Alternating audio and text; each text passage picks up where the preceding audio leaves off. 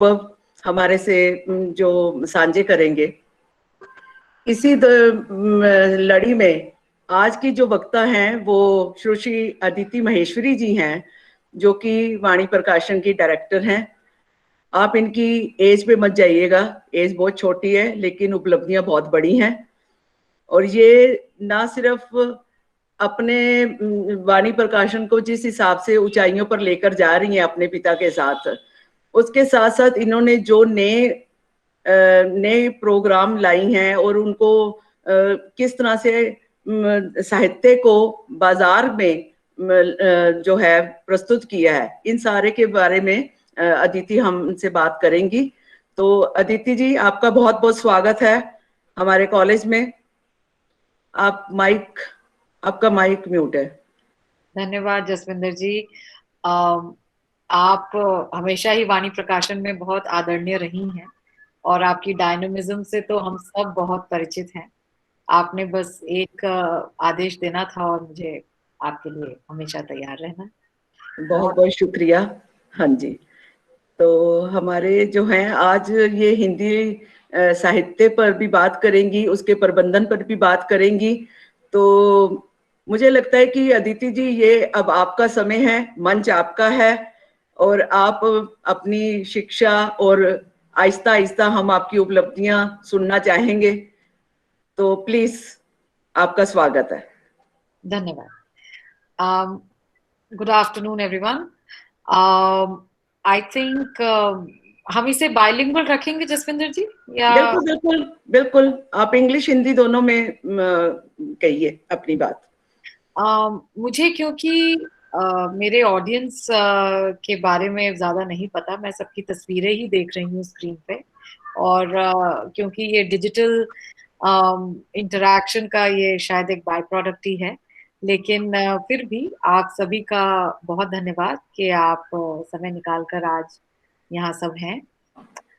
दरअसल एंटरप्रेन्योरशिप और Indian languages, ये एक ऐसे कॉम्बिनेशन है जिनको बारे में बहुत खुलकर बातचीत आज से पहले, या फिर मैं कहूँ कि इस दशक से पहले नहीं हुई।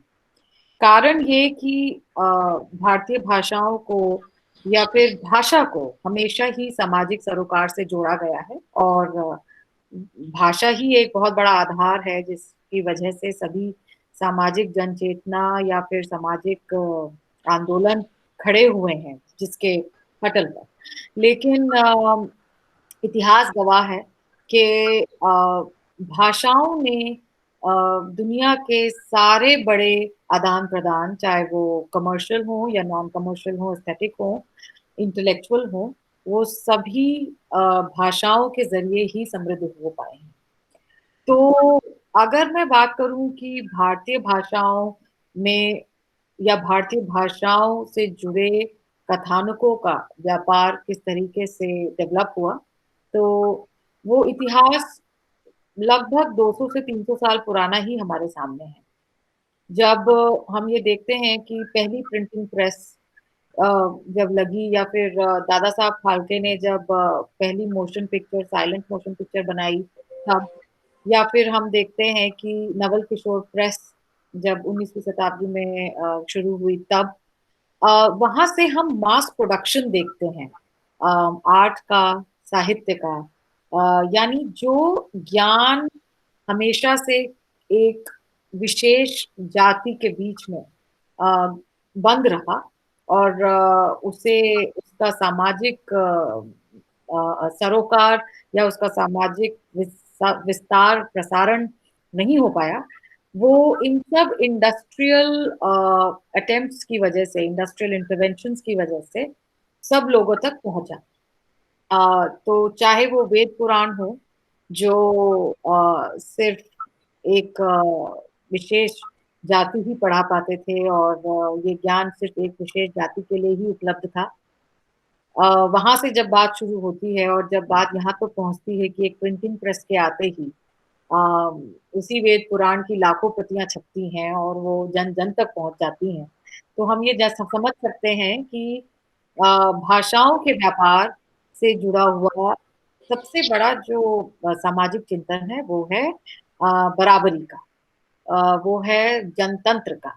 और इसीलिए आज जब मुझे जसविंदर जी ने आप सभी के लिए आमंत्रित किया इस बारे में बात करने के लिए कि दरअसल भाषाओं में हो क्या रहा है इस समय, और अगर आप सब इतने युवा सब पढ़ रहे हैं यूनिवर्सिटी में, एचजीटीबी खालसा कॉलेज नॉर्थ कैंपस से मैं भी पढ़ी हूँ, मेरा भी बीए वहीं से हुआ है। तो हमें ये जानकर बड़ी खुशी होती है कि यूनिवर्सिटीज में बहुत सारे सपने होते हैं हमारी आंखों में, लेकिन हमें क्योंकि सब वो सारे सपने बड़े असाध्य नजर आते हैं, थोड़े दूर नजर आते हैं। तो यहाँ पर मैं ये दूरी कम करने का काम करने आज आई हूँ, और मुझे उम्मीद है कि अब आने वाले अगले 20 से 25 मिनट में हम कहीं ना कहीं कुछ समझ पाएंगे कि दरअसल भाषाओं में अगर काम करके आप अपना करियर बनाना चाहें तो किस प्रकार बना सकते हैं। तो जेस्टोर की शायद मेंबरशिप आप में से कई लोगों के पास हो, आपके टीचर्स के पास भी होगी। जेस्टोर पर एक आर्टिकल है द्विजेंद्र त्रिपाठी का, जो कहते हैं Indian entrepreneurship in the historical perspective और रीइंटरप्रिटेशन।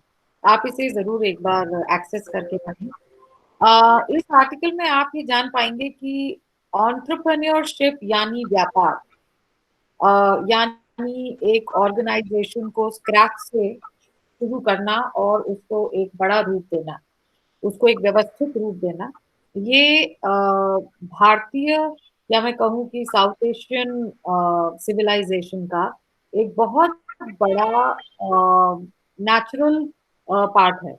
मतलब हमारी व्यवस्था में व्यापार हमारे इतिहास में बहुत सामान्य बात है, क्योंकि यहाँ पर व्हाइट कॉलर जॉब्स और ब्लू कॉलर जॉब्स, तो जब ब्रिटिश राज हुआ, जब उन्हें लगा कि भारत में राज करने के लिए उन्हें सिविल सर्वेंट्स की जरूरत है, तो ये व्हाइट कॉलर और ब्लू कॉलर जॉब तो वहां से शुरू हुए। लेकिन उसके पहले समाज का विभाजन इस प्रकार से था कि वैश्य परंपरा, अगर मैं हिंदू धर्म की बात करूं और अगर मैं और धर्मों की बात करूं, तो वहां पर भी हर धर्म में स्वावलंबी होना यानी सेल्फ रिलायंट होना, उसके लिए हर कार्य को एक सामाजिक जगह मिली हुई थी।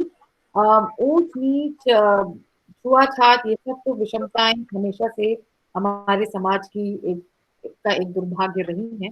लेकिन इसके बावजूद कोई कार्य छोटा नहीं है अगर उसका मकसद और उसका मानक सीधा हो, साफ हो, और समाज की तरफ किसी न किसी रूप से समर्पित हो।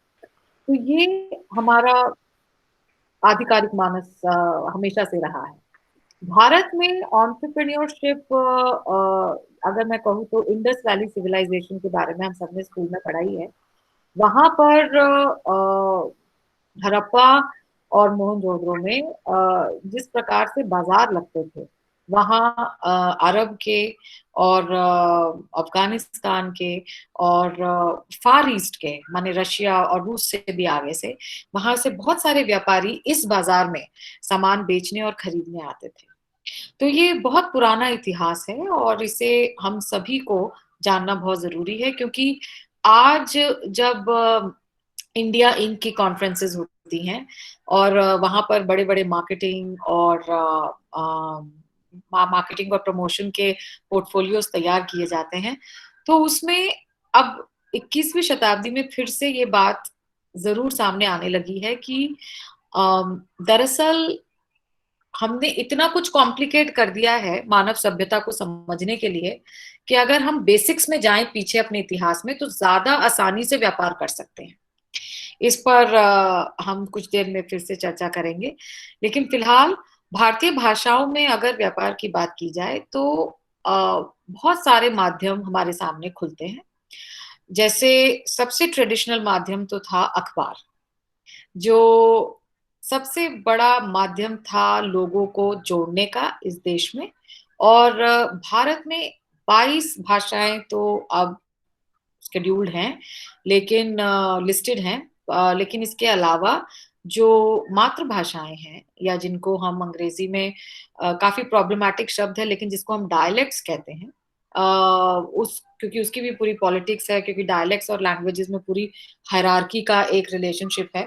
लेकिन आज 21वीं सदी में ये रिलेशनशिप हायरार्की का इतना टूट चुका है कि आज हम सिर्फ हिंदी की बात नहीं करते, आज हम भोजपुरी, मैथिली, अवधी, सब प्रकार की हिंदियों की बात करते हैं। और उन भाषाओं में भी अब अच्छा साहित्य लिखा पढ़ा जा रहा है, और उसमें भी पुस्तकें तैयार हो रही हैं, उनके अपने अखबार तैयार हो रहे हैं, मैगजीन्स तैयार हो रही हैं, और प्रिंट और पब्लिक कल्चर उनका बहुत विस्तार पा रहा है। ऐसे में और भारतीय भाषाओं में भी अखबार सबसे पहला मैं मानूंगी, उसके बाद रेडियो। रेडियो ने भी एक बहुत बड़ा काम किया दूर संचार का, सबको जोड़ने का। और प्रिंट एंड पब्लिक कल्चर, हो सकता है इनके टाइमलाइंस किसी भाषा में अखबार पहले हो और रेडियो बाद में आया हो, और किसी भाषा में रेडियो पहले सुचारू रूप से अपना वर्चस्व जमा चुका था और अखबार बाद में आया। तो ये हर भाषाई कहानी, उसकी पूरी यात्रा अलग हो सकती है, लेकिन ये दो बड़े माध्यम सबसे पहले हैं, और ये आज भी उतने ही कारगर हैं। आज अखबार डिजिटल माध्यम से ज्यादा कारगर हैं। हम कोई भी अखबार चुन लें या कोई भी मैगजीन चुन लें, उसका डिजिटल वर्जन हमारे लिए सुगम है। और क्योंकि कोरोना काल तो अभी उसके पहला वर्ष खत्म होने वाला ही है, और हमने ये देखा कि आज आपकी क्लासरूम भी ऑनलाइन हो रही है, एग्जाम्स भी ऑनलाइन हो रहे हैं, सच माने तो दुनिया के कॉर्पोरेट दफ्तर भी ऑनलाइन ही चल रहे हैं। तो ऐसे में उन अखबारों का जो निचोड़ है, या जो उनकी जो रिपोर्टाज है, या जो उनका ज्ञान है, वो हम डिजिटल माध्यम से कंज्यूम कर रहे हैं। तो यहाँ पर एक बहुत बड़ी इंडस्ट्री खुली है। 200 साल पुराना इतिहास, और आज किसी ने सोचा भी नहीं होगा कि एक लेआउट डिजाइनर एक अखबार के लिए कितना महत्वपूर्ण हो सकता है डिजिटल वर्जन के लिए, जितना प्रिंट वर्जन के लिए एक कॉपी एडिटर या एक एडिटर होते हैं। तो इस तरीके से नए नए अपॉर्चुनिटीज अखबार में और रेडियो में खुल रहे हैं। अब रेडियो में अगर मैं जाऊं तो सबसे पहले AIR, प्रसार भारती तो नेशनलाइज्ड चैनल्स हैं, लेकिन आप सब लेट 90s और अर्ली 2000s के अपब्रिंगिंग है आप सबकी, तो आप जानते हैं कि जिस तरीके से radio city, red FM etcetera, world radio services, BBC तो हम बचपन से ही सुन रहे हैं, लेकिन जिस तरीके से वर्ल्ड रेडियो सर्विसेज, जिसमें हम दुनिया भर के म्यूजिक, दुनिया भर की किताबों के ऑडियो वर्जन सुनते थे, आज वो पॉडकास्ट का रूप ले चुके हैं। तो आप सभी मुझे ये पता चला, मैं थोड़ी सी रिसर्च कर रही थी आज के सेशन के लिए, तो ये पता चला कि दिल्ली यूनिवर्सिटी के स्टूडेंट्स ही इतने सारे जबरदस्त पॉडकास्ट बना रहे हैं लाइफस्टाइल पर, लिटरेचर पर, क्लासरूम पर, कि ये एक बहुत बड़ी इंडस्ट्री आने वाले समय में खड़ी हो सकती है। और इसके लिए अगर मैं प्रकाशन की ओर से बात करूं तो हम बिल्कुल सजग हैं और देख रहे हैं कि आप सभी यंग लोग क्या क्या कर रहे हैं। तो podcast is the new thing, और मुझे पूरी उम्मीद है कि यहाँ पे जर्नलिज्म के भी स्टूडेंट्स हैं इस पूरे डिस्कशन में, तो आप लोग अपने पॉडकास्ट भी प्रोड्यूस कर रहे हैं। They become very easy. Spotify पे आप प्रोड्यूस कर सकते हैं, गूगल पॉडकास्ट पे प्रोड्यूस कर सकते हैं। तो radio has become very niche again in a new format. तो ये सारे हैं तो ट्रेडिशनल फॉर्मेट्स ही, लेकिन आज जिस तरीके से हम हमारी जनरेशन इसको इंटरप्रेट कर रही है, वो एक नया ही इंडस्ट्री का रूप लेता जा रहा है। रेडियो पे कभी भी लॉन्ग फॉर्म के लिए बहुत जगह बहुत समय तक नहीं रही, लेकिन आज हम देख रहे हैं कि ऑडियो बुक्स के जमाने में 6-6, 7-7, 8-8 घंटे की किताबें ऑनलाइन लोग सुन रहे हैं। और ऑडियो बुक कंपनीज जैसे स्टोरी टेल या फिर ऑडिबल सुनो, ये सभी कंपनीज इतनी सारी भारतीय भाषाओं में किताबें रिकॉर्ड कर रही हैं और ऑडिबल फॉर्मेट में सबके लिए प्रस्तुत कर रही हैं। कुछ थोड़ा सा सब्सक्रिप्शन चार्जेस भी हैं, लेकिन काफी कुछ अब आप अगर किताब पढ़ नहीं पा रहे हैं तो आप किताब सुन सकते हैं। तो ये एक नई इंडस्ट्री है जो कि जेनेसिस में तो रेडियो है, लेकिन आज एक नया रूप लेके हमारे सामने है। अब आते हैं पब्लिकेशन पे। जब किताबें और रेडियो, जब अखबार और रेडियो, आई एम सॉरी, एक जनमानस को जोड़ने का काम कर रहे थे, तो उसी बीच प्रिंटिंग प्रेस भारत में शुरू हुई लेट 19th सेंचुरी में। और उड़ंत मार्तंड हिंदी का पहला अखबार शुरू हुआ, जो कि जाहिर है उस जमाने में जिसका उद्देश्य स्वतंत्रता संग्राम और एक देशज देशवादी या राष्ट्रवादी आंदोलन को समर्थन देना था। वहां से जो बात शुरू होती है वो आती है नवल किशोर प्रेस पे, जहां पर हम ये देखते हैं कि सिविल सेवा में जो एग्जामिनेशंस की तैयारी की ब्रिटिशर्स ने, उसके क्वेश्चन पेपर्स और उसकी टेक्स्ट बुक्स सबसे पहले उस प्रेस में छपने शुरू हुए। तो वो एक बहुत बड़ा स्केल वहां तैयार हुआ। आप में से अगर कोई भी प्रकाशन के इतिहास में आगे रिसर्च करना चाहें, तो मैं रिकमेंड करूंगी कि फ्रेंचेस्का ओर्सिनी, जो कि सोआस लंदन में प्रोफेसर हैं और हिंदी और उर्दू यानी हिंदुस्तानी सभ्यता और संस्कृति पे बहुत उनका रिसर्च का काम है। उनकी एक बहुत अच्छी किताब है Hindi public sphere in post independent India, no in between 1920 to 1930। ये वो समय है जब गांधी सबसे पहले बड़े रूप से 1919 के बाद भारतीय जनमानस के सामने एक नेशनल हीरो की तरह उभरते हैं। वो इरा फ्रांचेस्का ओर्सिनी ने चुना है भारतीय प्रकाशन प्रणाली पर अपनी रिसर्च करने का। उसका हिंदी अनुवाद भी उपलब्ध है हिंदी का लोकवृत्त के नाम से। आप जिस भी भाषा में सहज महसूस करें उस किताब को जरूर पढ़िए। आप ये जान पाएंगे कि किस तरह से भारतीय भाषाओं की जो जिस जिस तरह से उनका लिपिबद्ध हुई वो, और जिस तरीके से उनकी किताबों में तब्दील हुई, जिस तरीके से किताबों की सभ्यता को एक बढ़ावा मिला, वो एक बड़ा दिलचस्प कारवां है। क्योंकि वहां आप देखेंगे कि सबसे पहले शुरुआत होती है यूनिवर्सिटी और स्कूल्स की किताबों से। 1951 से पहले बहुत सारी बड़ी प्रिंटिंग प्रेस भारत में थी, जो पब्लिशिंग हाउसेज में भी तब्दील हुई बाद में। लेकिन वो प्रिंटिंग प्रेस इसलिए बहुत बड़ी और समृद्ध हुई क्योंकि वहां पर टेक्स्ट बुक्स, जो कि सेंट्रलाइज्ड सीबीएसई या एनसीईआरटी के आने से पहले जो एक हर स्टेट का अपना टेक्स्ट बुक्स का इतिहास है, वो उन प्रिंटिंग प्रेस से पोषित होता था, वो वहां से संचालित होता था। और हर स्टेट की अपनी भाषा, हर स्टेट का अपना एक सोशल अंडरस्टैंडिंग समाज को लेकर, और वही उस टेक्स्ट बुक्स में तैयार किया जाता था। 1951 के बाद एक नेहरूवियन जो एज हमारे देश में आई, जिसमें ये तय किया गया कि भारत को एकजुट करना है, क्योंकि हम नए स्वतंत्र देश थे और बहुत नेसेंट स्टेज पे थे। 3-4 साल पुरानी हमारी स्वतंत्रता थी, बहुत विभाजन थे हमारे देश में।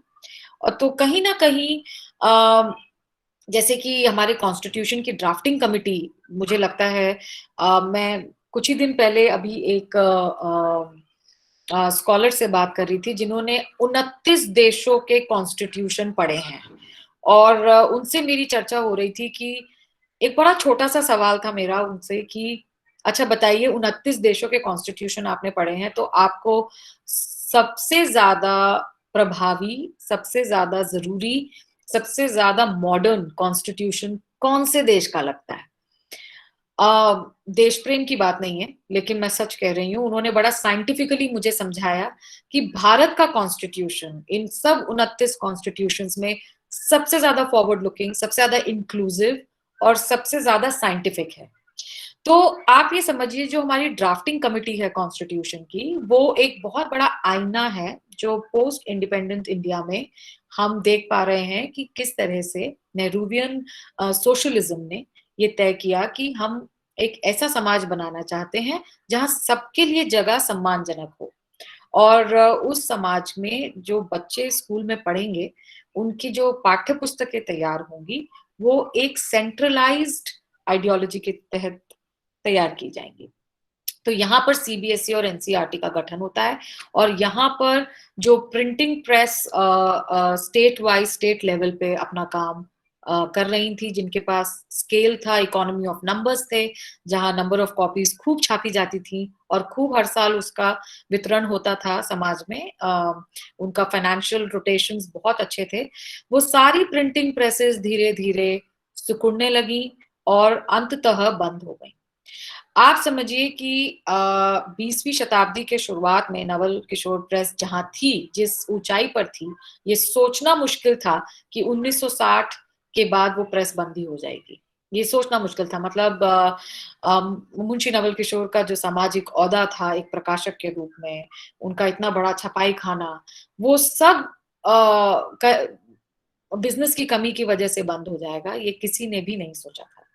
तो कहने का तात्पर्य यहाँ ये है कि कोई भी बिजनेस, कोई भी एंटरप्रेन्योरशिप प्रोजेक्ट कभी भी एक जैसा हर युग में नहीं रह सकता। इनोवेशन और बदलाव हर एंटरप्रेन्योरशिप प्रोजेक्ट का डीएनए होना चाहिए। अगर नहीं होगा तो आपको फॉसिल बनते देर नहीं लगेगी। आप बिल्कुल भी समय के साथ अगर नहीं चल पाएंगे तो आपका विफल होना निश्चित है। तो हमने रेडियो की बात करी, हमने अखबार की बात करी, हमने प्रकाशन की बात करी। अब आ जाइए 1990, 1991, 1992 और पोस्ट लिबरलाइज इंडिया। ये वो भारत है जहां ऐसी सामाजिक और आर्थिक नीतियां आती हैं जहां एकदम से हम देख रहे हैं कि हम पूरी दुनिया से बातचीत कर रहे हैं। यहाँ भारत एक अपने आप में सब कॉन्टिनेंट ना रह के एक वर्ल्ड पावर के रूप में अपने आप को स्थापित करने की कोशिश कर रहा है। एफडीआई आ रहा है, फॉरेन डायरेक्ट इन्वेस्टमेंट के जरिए हम ये देख रहे हैं कि ऑल ऑफ अ सडन जब हमारे कुछ रिश्तेदार या हमारे कोई भाई बहन जो विदेश में रहते हैं, बस वही पेंगुइन और मैकमिलन की किताबें उनके पास होती थी, या किसी चोर बाजार में वो किताबें पहले मिल जाती थी उससे पहले, आज वो किताबें 1991 के बाद इस बाजार में सबको उपलब्ध होने लगी, क्योंकि एफडीआई और इन्वेस्टमेंट्स और फॉरेन कोलैबोरेशंस इतनी आसान हो गई भारत में कि 1991 के लिबरल इकोनॉमिक रिफॉर्म्स के बाद ये सभी बड़ी कंपनियां भारतीय बाजार में खुलकर काम करने के लिए स्वतंत्र हो गई। और हमने ये देखा कि ये जो दूरियां हैं भारतीय बाजार में और अंतर्राष्ट्रीय बाजार में, ये कम होती चली गई। ऐसे में जो भारतीय भाषाओं के प्रकाशन हैं, जो इंटरनेशनल कॉन्ग्लोमरेट्स नहीं है, उनके साथ ये समस्या अब आने लगी कि अगर इतना सारा फंडिंग बैकअप अगर हमारे पास नहीं है तो हम कैसे इस बाजार में compete करेंगे। सिचुएशन बड़ी डिप्रेसिंग दिख सकती है, सुन सकती है, लेकिन सुनाई दे सकती है, लेकिन विश्वास करिए इतना डिप्रेसिंग था नहीं, क्योंकि भारत में हर भाषा का अपना बाजार है, हर भाषा के अपने कंज्यूमर्स हैं, हर भाषा को परोसने का, उसकी मार्केटिंग करने का अपना एक तरीका है। वो किसी भी आप सोचिए कि 22 भारतीय भाषाएं और उन 22 भारतीय भाषाओं के अपने बाजार, अपना लोक साहित्य, अपना लोक वृत्त, अपना पब्लिक कल्चर, अपना प्रिंट कल्चर, अपना क्रिटिसिज्म कल्चर, और उन सब में जो पुराने तरीके से काम करते आ रहे प्रकाशन संस्थान हैं या फिर मीडिया हाउसेस हैं, उनके पास आज भी ये एज है कि वो अपने पाठकों को ज्यादा अच्छे से समझ सकते हैं कंपेयर टू कोई मतलब जब तक आप अपने जनमानस को जिएंगे नहीं, तब तक आप कैसे जान सकते हैं कि आपके पाठक क्या चाहते हैं। तो ये एक बड़ा गैप नजर आने लगा और इसमें हमने देखा कि भारतीय भाषाओं के जो इंडिपेंडेंट, जिसको हम इंडी पब्लिशिंग भी कहते हैं, इंडिपेंडेंट पब्लिशिंग जो कहते हैं, जो कि किसी कॉन्ग्लोमरेट का हिस्सा नहीं है लेकिन अपने ही इंडिपेंडेंट रूप से व्यापार करती आ रही हैं, अपने लेखकों को उनकी लिखी किताबों को नए रूप से उतने ही जोर शोर से बाजार में प्रस्तुत करती आ रही हैं। ये इंडिपेंडेंट प्रकाशन प्रणाली आज भी उतनी ही लाइव वायर है जितनी पहले थी। लेकिन अब लिबरलाइजेशन के 30वें साल में मैं एक बहुत बड़ा नया मूवमेंट देख रही हूँ, जिसके बारे में मैं आप सबसे बहुत जरूरी बात करना चाहती हूँ। वो मूवमेंट ये है कि सोशल मीडिया का जो बूम 2000 और 2000 के बीच में भारत में आया, और हम देखते हैं कि 2012 में जब अमेज़न की पहली दुकान, पहला लाइव वेबसाइट भारत में जब हम सबके बीच आती है, और हम ये देख रहे हैं कि अब amazon.com नहीं है, amazon.in है, तो पूरा बिजनेस मॉडल बदल जाता है। यहाँ पर हम देख रहे हैं कि जो पुस्तक विक्रेता सदियों से एक पाठक वर्ग को अपने शहर में एक बहुत जरूरी मुकाम बनाए रखे हैं अपने लिए, एक बोलते हैं ना, एक युवा शायर हैं जिनकी दो पंक्तियां मैं आपसे साझा करती हूँ, सत्येंद्र मनम, और बहुत ही अच्छी बात उन्होंने कही किताबों की दुकान के बारे में, कि दुकान किताब की महज एक दुकान नहीं, दुकान किताब की महज एक दुकान नहीं, जिंदा है उसमें समंदर उफनते ख्यालों का। किताबें बेचने वाली दुकानें खास होती हैं, किताबें बेचने वाली दुकानें खास होती हैं, यहाँ जज्बात मिलते हैं, ख्यालात मिलते हैं, यहाँ आदमी, और मैं कहती हूँ औरत को भी, एक साथ रहने के सारे समानात मिलते हैं। तो ये दुकानें जो किताब की हैं, ये सिर्फ दुकानें नहीं है, ये कंज्यूमर सेंटर्स नहीं, ये कल्चरल हब भी है। तो हर शहर में ये कल्चरल हब एक अपनी जगह बनाए हुए था। और यहाँ पर हम देखते हैं कि 2012 में और उससे पहले 2011 में जब फ्लिपकार्ट आ गया, यहाँ किताबें घर बैठे मिलने लगी और लोगों ने दुकानों पर जाकर किताबें खरीदना कम कर दिया। अब ऐसे में ये बहुत बड़ा संकट प्रकाशन प्रणाली के ऊपर आया। और मुझे याद है, आप में से अगर कोई लखनऊ से हो तो, और वो मेरी बात सुन रहे हो, कोई स्टूडेंट, तो आप जरूर कनेक्ट कर पाएंगे। मुझे याद है कि 2014 में हसरतगंज पे जो यूनिवर्सल बुक सेलर्स हैं, और 2013 में मैं राम अडवाणी जी से मिली थी, जो राम अडवाणी बुक स्टोर, बहुत ही आइकॉनिक बुक स्टोर हजरतगंज पे था। वो बुक स्टोर्स ऐसे थे कि जो लखनऊ शहर के एक बहुत बड़ी प्रतिष्ठित जगहें आज भी हैं। राम अडवाणी जी तो चल बसे, लेकिन यूनिवर्सल बुक सेलर आज भी परंपरागत तरीके से बहुत प्यार से और बहुत प्रोफेशनली किताबें बेच रहे हैं।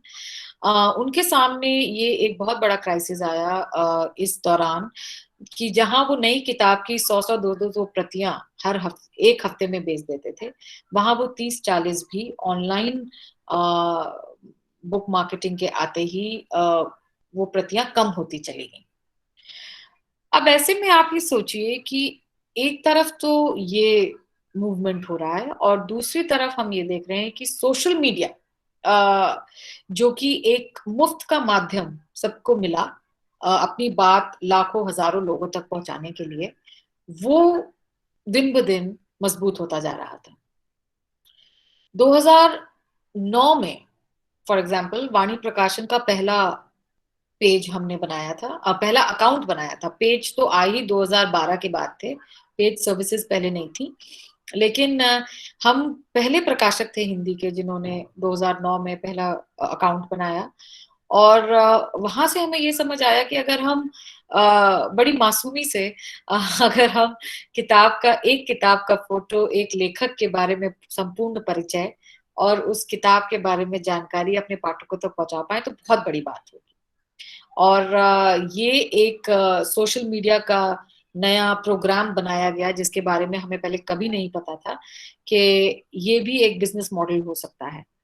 आज 10 साल से भी ज्यादा हो गए हमें सोशल मीडिया पर एक्टिव हुए और सोशल मीडिया को समझे हुए, और मैं ये कह सकती हूँ कि मैंने लगभग 2 पीढ़ियां सोशल मीडिया यूजर्स की देख ली, और मैं ये समझ सकती हूँ और बहुत दावे के साथ कह सकती हूँ कि ह्यूमन कांटेक्ट और बुक स्टोर का जो जादू है, वो कभी भी इस वर्चुअल स्पेस में वैसा नहीं हो सकता जैसा हम एक मानवीय सरोकार के साथ किताबों को या ख्यालों को अपने साथ ले सकते हैं। ये बात जरूर है कि सोशल मीडिया के चलते हम अपनी बात बहुत दूर तक तो जरूर पहुंचा रहे हैं। आप सभी लोग सोशल मीडिया पे बहुत एक्टिव हैं और आप जानते हैं कि किसी भी बात के बारे में जानकारी पाना उसका सबसे अच्छा माध्यम सोशल मीडिया है। इनफैक्ट इतना अच्छा हो गया है कि हम अब न्यूज पोर्टल्स पे जाते ही नहीं है। हमें अगर किसी त्रासदी के बारे में पता करना है या किसी बड़े इवेंट के बारे में पता करना है या किसी बड़ी किताब के लेखक के बारे में पता करना है, हम सबसे पहले सोशल मीडिया ढूंढने लग गए हैं। So social media has become the new search engine. But the idea is it can provide good information, but can it provide good knowledge? That is the big question in front of us. 3 दिन पहले ऑस्ट्रेलियाई सरकार ने एक बहुत बड़ा करार जारी किया है, जिसके बारे में मैंने अपने पेज पे शेयर भी किया था कि फेसबुक और गूगल जैसी कंपनियां जो कंटेंट डेवलपर्स यानी न्यूज़पेपर्स यानी न्यूज़ पोर्टल्स यानी कोई भी पब्लिशिंग हाउस या कंटेंट मैनेजमेंट कंपनी से पहले करार करेगी और फिर उनका बनाया कंटेंट अपने चैनल्स पर प्रसारित कर पाएगी। कहने का तात्पर्य ये है कि सोशल मीडिया ने जिस प्रकार से डेटा की मुफ्त उपलब्धि हमारे सामने रखी है, उससे डेटा की इंफॉर्मेशन की क्रेडिबिलिटी बहुत संदिग्ध हुई है। इसको कसने के लिए, इस इंफॉर्मेशन के फ्लो को नियंत्रित करने के लिए ये करार जारी किया गया है, जहां पर जब तक आप ये बड़ी कंपनीज सोशल मीडिया प्लेटफॉर्म्स की करार नहीं करेंगी कंटेंट डेवलपर्स के साथ, तब तक वो उनका प्रोडक्ट अपने या उनका कंटेंट अपने चैनल्स पे नहीं चला पाएंगे। इससे जवाबदेही बढ़ेगी पूरे इकोसिस्टम में। हर प्रकार की जो जरूरतें हैं एक क्रेडिबल न्यूज या इंफॉर्मेशन या नॉलेज साइकिल को मेंटेन करने के लिए, ये जवाबदेही बढ़ेगी। ऑस्ट्रेलिया में पहली बार हुआ है, यूरोपियन यूनियन अब इस पे रिफ्लेक्ट कर रहा है और आने वाले समय में अमेरिका और उसके बाद इंडियन सब कॉन्टिनेंट भी, मुझे पूरा भरोसा है कि कॉपीराइट बेंच इस पे जरूर ध्यान देगा। तो बात आती है कि एंटरप्रेन्योरशिप मॉडल्स पर। सोशल मीडिया ने नए प्रकार के बड़े क्रिएटिव बिजनेसेस को जन्म दे दिया। आज हम देख रहे हैं कि ऐसे बहुत से पेजेस हैं जिनसे मुझे लगता है आप लोग भी जुड़े हुए होंगे, जैसे हिंदी नामा, हिंदी पंक्तियां, तीखर, पोशंपा। ये ऐसे बहुत अच्छे यंग चैनल्स हैं, यंग पेजेस हैं सोशल मीडिया पे, सभी इंस्टाग्राम पे, ट्विटर पे, यूट्यूब पर भी हैं और फेसबुक पर तो है ही, जहां पर हिंदी से जुड़ा जो भी रचनात्मक नया लेखन हो रहा है वो किसी ना किसी रूप से दिखाई दे रहा है, वो स्फटित हो रहा है वहां पे दिख रहा है कि जो युवा कवि हैं, युवा कहानीकार हैं, युवा नाटककार हैं, वो इन पेजेस के साथ जुड़े हुए हैं और अपनी बात वहां पे साझा कर रहे हैं।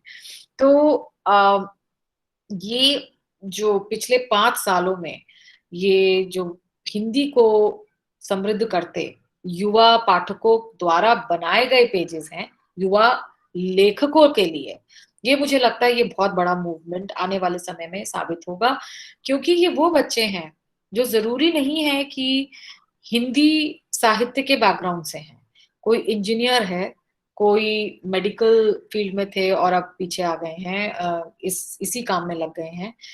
कोई साइंस बैकग्राउंड से थे या जूलॉजी के बैकग्राउंड से थे। एक तो हैं जिनको मैं जानती हूँ, वो एमएससी किया जूलॉजी में और उसके बाद वापस आ गए, इनवर्टिब्रेट जूलॉजी पढ़ते पढ़ते कहाँ एकदम साहित्य में आ गए हैं। और ये पेजेस जिस तरीके से मैनेज अब हो रहे हैं, ये एक बहुत प्रोफेशनल रूप लेने जा रहा है।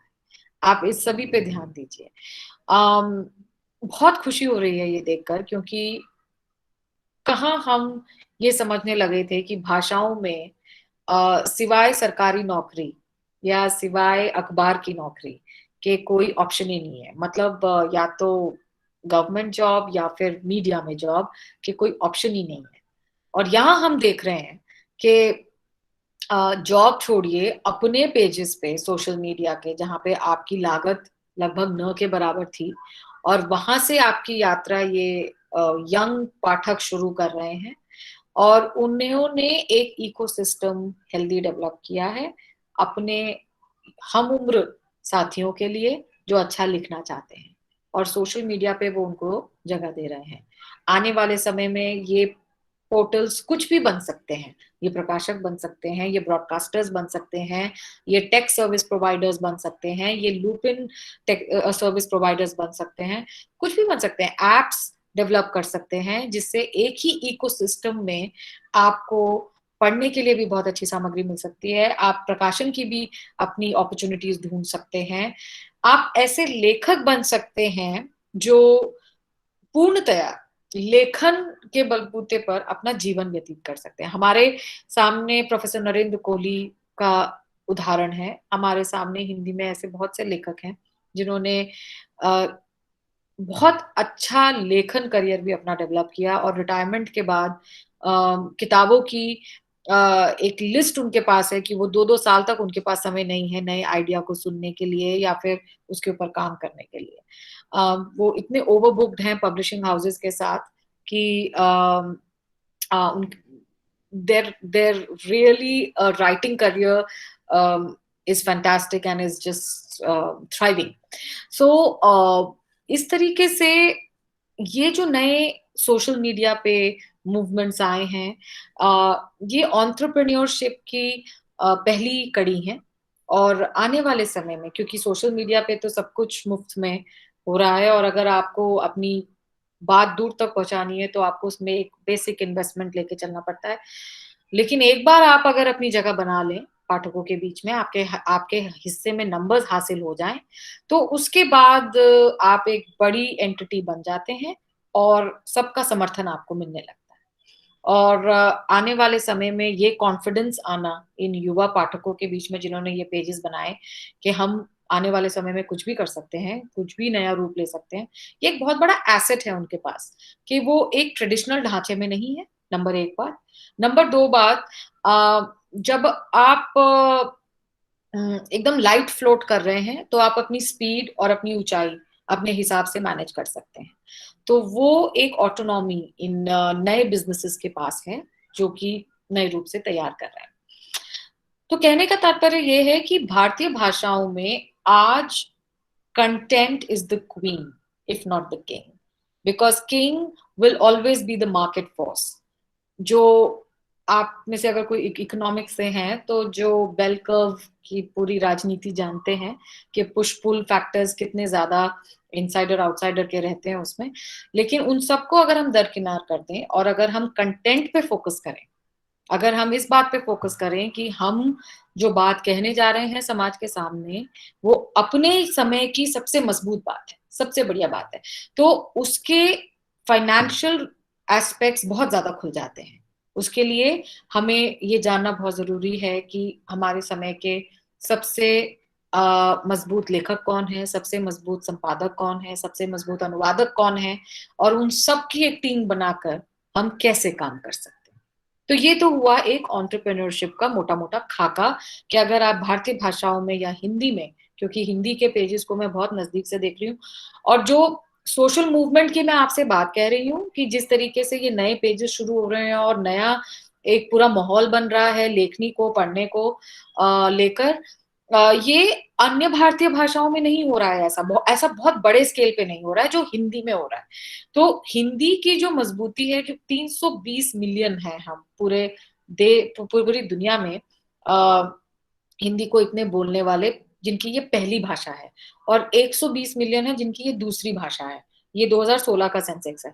तो अगर आप सोचिए कि कितना बड़ा बाजार है आपके सामने, अगर आप ये समझ पाए कि किस समय पर किसको किस प्रकार से हमें अपना कंटेंट पहुंचाना है, तो अगर वो माध्यम आप तय कर लें और समय के साथ इनोवेट कर सकें, फ्लेक्सिबल रह सकें, वो बहुत ज्यादा जरूरी है। जैसे कहते हैं ना कि मुझे दोहा नहीं याद आ रहा लेकिन उसका सार ये था कि अगर वही पेड़ खड़े रहते हैं लंबे समय तक जो आंधी आने पर झुक जाते हैं और हवा की रफ्तार के साथ अपना झुकाव तय कर लेते हैं, अगर आप बहुत स्टिफ बनकर खड़े रहेंगे तो आपको गिराना बहुत आसान हो जाएगा। यही बिजनेस की रीढ़ की हड्डी है। अगर आप समय के साथ नहीं बदलेंगे, समय के साथ कितनी कमर झुकानी है, कितनी टाइट रखनी है, कितना ढीला छोड़ना है, कैसे नई रफ्तार तय करनी है, नए मौसम के साथ नए पत्ते लाने हैं, अगर आप ये नहीं सोच पाएंगे तो बिजनेस करना सिर्फ भारत में नहीं, किसी भी युग में, किसी भी देश में बहुत मुश्किल हो जाता है, क्योंकि ultimately business is a human science. There are various organized management sciences related to understanding of the whole idea of entrepreneurship. But I essentially feel, after probably understanding most of them and studying them academically, that ultimately business is about human beings. Business is about the human behavior. And the more we understand it in a fine way, the more we are able to cater to those human behaviors, and more we are able to improve our delivery of whatever product we are trying to deliver in the society. So मैं ये मोटी मोटी बातें मुझे आपसे करनी थी, और इसके बाद जो आपके सवाल हैं आप मुझसे जरूर पूछिए. अदिति, आपने थोड़े में ही जो है पूरा शुरू करके कि कहाँ से ये भाषा का शुरू हुआ, अखबार से लेके सोशल मीडिया तक, अपने इतने अच्छे से सारा आप लेकर आई हैं पॉइंट टू पॉइंट, कि मुझे लगता है कि थोड़े में बहुत ज्यादा जानकारी जो है हम जो उपस्थित श्रोता बैठे हैं उन्हें मिल चुकी है. मैं एक बात ये पूछना चाहूंगी कि जैसे आपने कहा कि जैसे हम देखते ही हैं कि पहले अखबार शुरू हुआ या सिनेमा शुरू हुआ, तो जो तरक्की उन्होंने की उतनी किताबों में नहीं हो पाई. मतलब किताबें तो बहुत लिखी जाती रही, लेकिन उनका बिजनेस जो है उस हिसाब से नहीं हुआ. हालांकि देखा जाए तो स्वतंत्रता संग्राम में भी साहित्य का बहुत बड़ा योगदान रहा, जी जी. उसमें कोई कमी नहीं है. इवन अगर मैं ये कहूँ कि पंजाबी साहित्य में आज भी इतने मतलब पार्टीशन के इतने सालों बाद भी जो विषय सबसे ज्यादा टॉप पे रहता है वो पार्टीशन है. जी जी. मतलब इतना ज्यादा लिखा गया, मेरे कहने का मतलब ये है. तो लेकिन जैसे बीच जैसे अखबार और फिल्मों ने तो बहुत तरक्की कर ली, तो हालांकि फिल्मों में भी कंटेंट तो किताबों से ही आ रहा है, अब तो बहुत उसी से है ना. जी, जी. हाँ, तो इसका ये जो अभी सोशल मीडिया ने, मुझे लगता है कि साहित्य को बूम तो दिया है, इसमें कोई शक नहीं है. आप क्या कहती हैं? आप तो इसी में देख भी रही हैं इसी को. देखिए क्या है, फिल्में जो हैं वो एक ऑडियो विजुअल माध्यम है. हमारे देश का इलिटरेसी रेट अभी भी, जसविंदर जी, बहुत ऊंचा है. अगर हम सिर्फ केरला की बात करें तो वहां का जो लिटरेसी रेट है वो आज भी बहुत उम्दा है, और 50 साल पहले भी उतना ही उम्दा था. ट्रैवनकोर की महारानी ने 19वीं शताब्दी में ही ऐसे स्कूल खोल दिए थे जहां पर लड़का और लड़की, छात्र और छात्रा साथ में पढ़ाई कर सकते थे. ये रिफॉर्म लाने में राजा राममोहन रॉय को कितने साल लग गए, और बंगाल से ये शुरू होने के बावजूद आज भी कई ऐसे क्षेत्र हैं उत्तर भारत में जहां ये को एजुकेशन को बहुत स्टिग्मेटाइज माना जाता है. तो अगर आप केरल की, मैं एक छोटा सा एग्जांपल देती हूँ. केरल में एक बुक पब्लिशिंग हाउस है, डीसी बुक्स, जिनके जिनका इतिहास एक अपने आप में केस स्टडी है. डीसी बुक्स ने केरला में पिछले लगभग 50 से 60 सालों में लगभग 45 बुक स्टोर्स खोले हैं सिर्फ केरला में, और मलयालम के सबसे बड़े बुक सेलर हैं वो पूरे विश्व में. वो इसलिए हो पाया क्योंकि उस क्षेत्र का वो इतना विस्तार बिजनेस में इसलिए हो पाया प्रकाशन के, कि उस क्षेत्र में किताबों की डिमांड थी, क्योंकि वो क्षेत्र पढ़ता है. आप ये समझिए कि जब मैंने वाणी प्रकाशन ज्वाइन किया तो मेरे लिए ये बहुत सरप्राइजिंग था, जसविंदर जी, कि बिहार में हमारा जितना पुस्तकों का व्यापार है उतना ही अच्छा व्यापार केरल में. अच्छा. आप मानेंगे वो इसलिए कि भाषा वहां बैरियर नहीं है. वहां का जो यूनिवर्सिटी का छात्र रिसर्च कर रहा है वो उतने ही सिंसियरिटी के साथ रिसर्च कर रहा है जितना वहां मलयालम भाषा का छात्र कर रहा है या अंग्रेजी भाषा का छात्र कर रहा है. तो वहां किताबों की डिमांड है, वहां की यूनिवर्सिटीज किताबें मांगती हैं, उनको नया साहित्य चाहिए, क्योंकि वहां के जो मानदंड है यूनिवर्सिटीज के किसी भी रिसर्च को सपोर्ट करने के, वो बहुत हाई स्टैंडर्ड्स. और यही बिहार में आप सोचिए कि नालंदा यूनिवर्सिटी जब नई नई अभी शुरू हुई थी, तो हमें लगा था कि वहां नए प्रकार के प्रयोग होंगे, नए प्रकार की रिसर्च होगी, लेकिन अभी उसका इंतजार ही है। तो इस तरह से आप देखिए कि इस देश में इलिटरेसी की प्रॉब्लम हमारे देश में इतनी बड़ी है कि आज भी अगर हम एंटरटेनमेंट की बात करें तो लोग फिल्मों को ज्यादा बढ़ा एंटरटेनमेंट का सोर्स मानते हैं, क्योंकि उसमें बिना पढ़ा लिखा व्यक्ति भी अपना आराम से दिल बहला सकता है उनको देखकर। लेकिन किताबों को पढ़ने के लिए एक तो आपको शिक्षित होना जरूरी है, और दूसरा कहीं ना कहीं जो अनएम्प्लॉयमेंट और रोज की आपाधापी है, रोजी रोटी इकट्ठे करने की जो जद्दोजहद है, वो एक बहुत सीमित वर्ग है जो किताबों के प्रति समर्पित रहने देता है व्यक्ति को। तो वो ये बहुत सारी सोशल परेशानियां हैं। आप नॉर्वे का एग्जाम्पल लीजिए। नॉर्वे में हर साल एक बहुत ही खूबसूरत सर्वे है जहाँ पे आप ये पाएंगे कि हर साल हर नॉर्वेजियन लगभग 9.5 किताबें पढ़ते हैं। वहाँ की पब्लिशिंग, वहाँ की जो पॉपुलेशन है वो हमारे यूपी के पॉपुलेशन से भी कम है पूरे नॉर्वे की, लेकिन वहाँ का जो लीडरशिप स्केल है वो पूरे भारत को साथ में रख दीजिए तो उसका 1/4, वो भारत 1/4 है नॉर्वे का। तो वो मतलब आप सोचिए, जब हम नॉर्वेजियन पब्लिशर से मिलते हैं, जब वो हमारी आबादी की बात करते हैं, तो उन्हें लगता है कि हमारे पहले किताब के प्रिंट रन्स तो मिलियंस में जाते होंगे उस आबादी के हिसाब से। तो उन्हें समझाना पड़ता है कि आपके देश में जब आप एक किताब छापते हैं और उसका पहला प्रिंट रन 20 से 25 हजार किताबों से कम हो ही नहीं सकता है आपके यहाँ, क्योंकि वो आपके बाजार की जरूरत है, क्योंकि वहां इतने लोग पढ़ते हैं।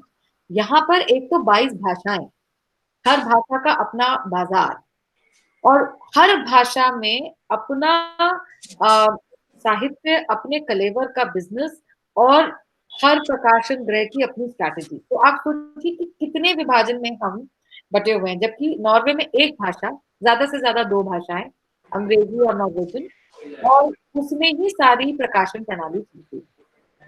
केरल में देखिए तो मलयालम एक भाषा, साथ में अंग्रेजी, और साथ में हिंदी में हो रहा जो वहाँ शोध है वो।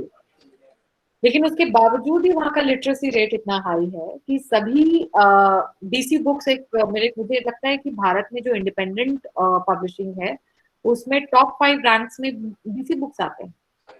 अगर मैं बंगाली, हिंदी, मराठी, मलयालम, तमिल, सब भारतीय भाषाओं के प्रकाशकों को रखूं तो ये एक बहुत बड़ा कारण है कि जहाँ हम फिल्मों के देखते हैं कि मल्टी करोड़ बजट होते हैं फिल्म बनने के, वहां हम अगर किताबों को देखते हैं तो बिकॉज हमारा प्रोडक्ट कहीं ना कहीं कल्चरल प्रोडक्ट जो है वो इतना नीश है, और उसकी जरूरत एक समाज के एक वर्ग को ही पड़ रही है, जबकि फिल्में जो हैं वो एक बड़े लोग एक लोक मानस को छू रही है। तो कंज्यूमर रेट बहुत अलग होता है। हाँ, मैं ये भी देख रही थी कि जैसे आपने सोशल मीडिया का भी बताया और ये बताया कि अमेज़न और फ्लिपकार्ट से अब जो है पुस्तकों की बिक्री होने लगी है, लोग खुद अपना लिखा शेयर करने लगे हैं। बल्कि ये एक जो है हमारी विडंबना भी रही कि यहाँ पर विज्ञापन इंडस्ट्री बहुत है, हर चीज बिकती है सिवाय किताबों के, जी अगर मैं ये कहूँ तो। लेकिन ये अमेज़न और फ्लिपकार्ट से कम ये हुआ कि हम अपनी किताबों की खुद प्रमोशन उस पे कर भी सकते हैं, ये सोशल मीडिया पे कर जी सकते जी हैं। जी। तो इससे मैं ये, आप इस बारे में ज्यादा बता सकेंगी कि जैसे कहा जाता है कि भारत में तो लेखक बेचारा है, मतलब झोला उठाना है उसने, और जो है अपना ही लिखा उसको बेचने के लिए बड़ी दिक्कत आती है, और अगर उसको किताब प्रकाशित भी करवानी है तो उसके लिए भी उसको पैसे देने पड़ते हैं। तो क्या सोशल मीडिया के होने से वो उसकी बेचारगी कम हो गई है? आप इस बारे में बताइए। अच्छा, देखिए, ये एक प्रकार के लेखकीय, अगर मैं कहूँ कि एक एक ही प्रकार का लेखकीय विजन है कि लेखक बेचारा है। अगर मैं आपको 10 ऐसे नाम बताऊं जहां पर लेखक बेचारे बिल्कुल नहीं थे। शिवाजी सावंत कभी बेचारे नहीं थे। हम्म। के आर मीरा जो मलयालम की लेखिका हैं वो बिल्कुल बेचारी नहीं है। नरेंद्र कोहली हिंदी के कभी बेचारे नहीं थे। विष्णु विष्णु नागर कभी सॉरी अमृतलाल नागर कभी बेचारे नहीं थे।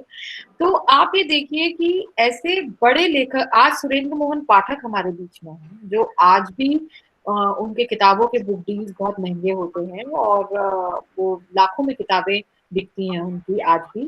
अभी उनका जन्मदिन था 3 दिन पहले, तो बहुत बड़े उत्सव के रूप में पूरे पब्लिशिंग इंडस्ट्री में मनाया गया। वो तो बेचारे नहीं है।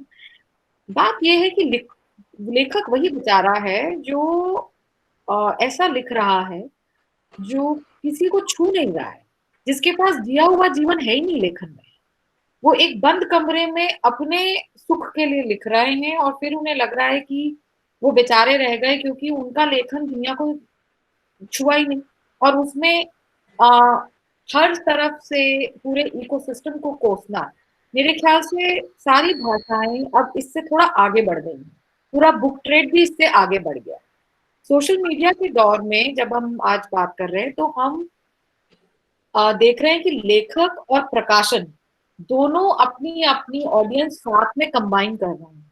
ये एक पूरा का पूरा सिनेरियो ही बदल चुका है। यहाँ पे कोई दयनीय नहीं है और कोई किसी का मालिक नहीं है। यहाँ पे टीम वर्क है, यहाँ पे प्रॉपर बिजनेस अलायंसेस हैं।